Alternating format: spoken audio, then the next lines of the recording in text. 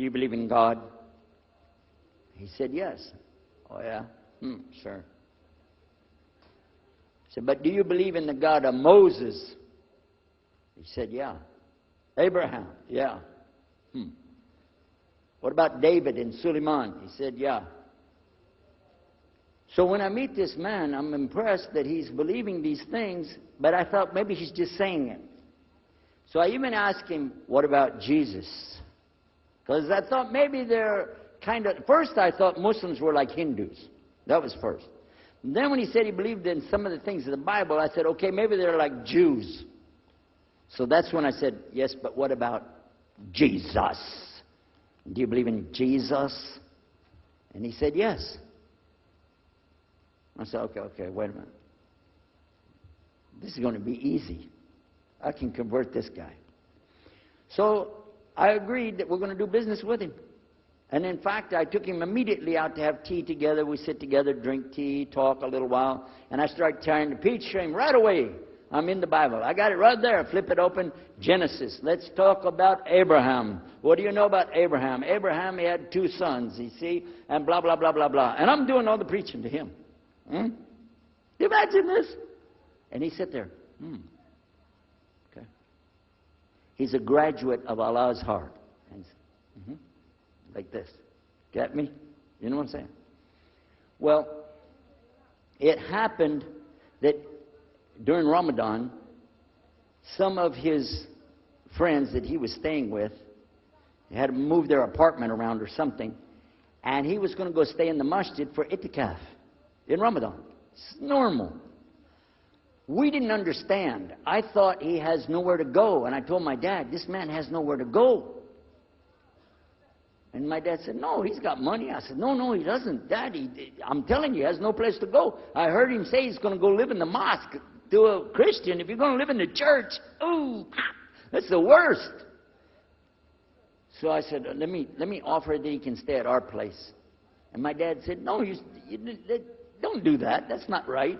I said, no, I'm going to offer it to him. I went to him and I said, how would you like to come stay at our place? He said, no, I want to go and stay there. I want to stay in the mosque, and it's something good. I said, oh, man, look at this poor man. Oh, my God.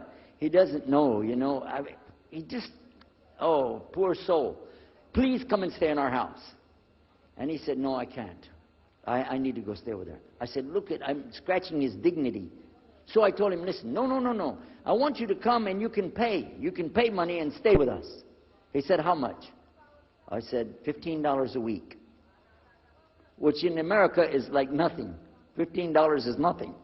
I said, and then he kind of hesitated. I said, and we'll pay for all the food. Well, you eat $15 worth of food in one day in America. He said, okay, all right. And I told my dad later, I said, see how I did that? Because now he'll stay with us. He knows he's getting a good deal on the food, and I was making it all about money. Well, I didn't know he wanted to come and stay with us. He wanted to learn about how are Americans and how is the dawah going to be. What do we believe? Especially people who are preaching. So he came and stayed in our house. And I said, well, now that's good. I'll travel with him and go with him in places, and he'll see and he'll learn about Christianity. As we were traveling and working together, we put up tables just like this and booths and things and set things out for people to come and look at them and sell things. And I caught him one time. When somebody wanted to take something from the front, he took it from the back and gave it to him. And I looked at him. And the next time somebody started to take something, he took from the back and gave it to him. I said, hey, Muhammad, we take the stuff from the front because that's the old stuff. The new stuff in the back, just hold it back. You know what I'm saying?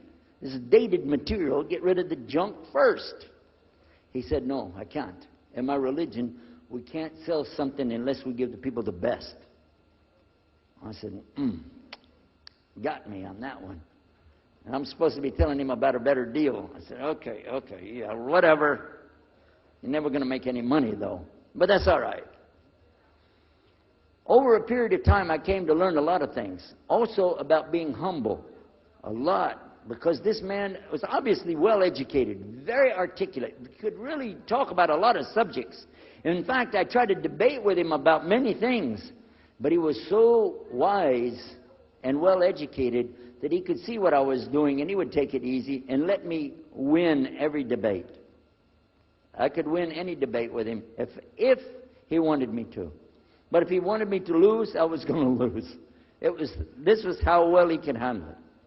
Now what happened, one of the preachers that I knew, another preacher, who used to carry a big cross and walk down the street so people would stop and talk to him about religion, he had a heart attack and he went to the hospital. So I went to the hospital to visit him, and when I was visiting him, I met another man in the hospital who was in a wheelchair. This gentleman had a problem. He didn't want to talk to anybody. And I told him, let me witness to you. Let me share the message of Jesus with you. So I took out my Bible, and again, I started telling him about a prophet, Prophet Yunus, alayhi salam. And I'm telling them, look at Jonah. He's in the belly of the whale. He's in the sea. He's down there like this, and who knows how long. And suffering like this, you don't have as big a problem as that. And God saved him, so he could save you too. He said, didn't want to talk to me. I asked him, what's your name? He didn't want to tell me. Where are you from? He said, I'm from Venus. So what's that? Well, we do have, there is a Venus, Texas, by the way. But he said, you know, he's from another planet. So I kept, each time I would go, I would talk to him, witness to him. Finally, one day, he started crying. I was pushing his wheelchair around. I took him down. I rolled him around different places. He started crying one day. He said, I'm going to confess something to you. I need to confess something to you. Now, to a Catholic, confession means you're going to tell the priest all your sins. And then he's going to forgive you. Well, I wasn't Catholic. And I told him, listen, I'm not Catholic and I'm not a priest. I'm a preacher. He said, I know better than you do. I am a priest. I said, oh my God. This man is a priest and he knows the Bible better than I do. He said, I just have had a hard time. I've been here and having heart attacks and I've been having problems and everything and trying to figure out a lot of things. He said, I'm sorry I took it out on you. I really am. I apologize. And he started crying. And when he started crying, I felt sorry, you know. I hugged him and I said, it's okay. One day I went to the hospital and my friend was gone. So I started visiting with the priest. And it happened one time I went to visit him at the hospital and he was gone. And I asked him, where did he go? They said he went home. I said, home? He's a missionary priest from South America. How did he go home? She said, I don't know. He's not here. I'm sure his family. I said, he has no family. I know him personally. He has no family. Where did he go? She said, I don't know. We're not responsible for them. I said, well, let me see where he went. You got it in your file? She said, I can't do that. Those are locked up. Nobody can look in the file. And I got in the lady's face and I said, listen to me. This man could die in the street right now, and it's going to be your fault.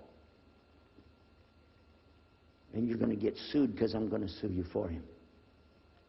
She said, okay, his folder's over there, but I'm not going to watch. And I went over and I looked for it, got an address where he went. Sure enough, he was in a place where they put people that have no place to go, a shelter. So I went to the shelter and I found him. He was still on crutches. He saw me, he started crying again. He said, please get me out of here, get me out of here. I said, okay. Come live at my house. Now, I told you the story so you can see something. Now look, I have 2 visitors in my house. Huh? One is a Catholic priest. The other is a Muslim. And I'm thinking I can get the Catholic priest and convert him to be a Protestant. At the same time, I'm going to catch the Muslim and bring him over to Christianity. High aspirations.